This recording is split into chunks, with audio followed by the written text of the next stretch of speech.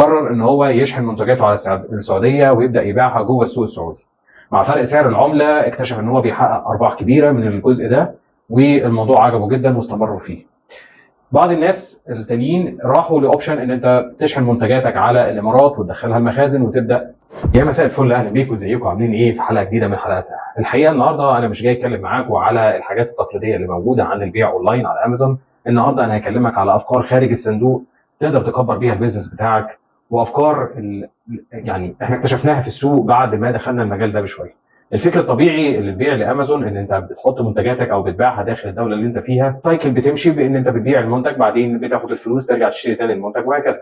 والكلام ده بينطبق على كل المتاجر الموجوده الكترونيا، سواء امازون، نون، جوميا، نفس الشيء، نفس الفكره. طيب لما يكون في عندك ميزه مش موجوده في اماكن تانية كتير، وان انت تقدر تشحن منتجاتك لدول تانية وتبيعها جوه المخازن او جوه امازون في دول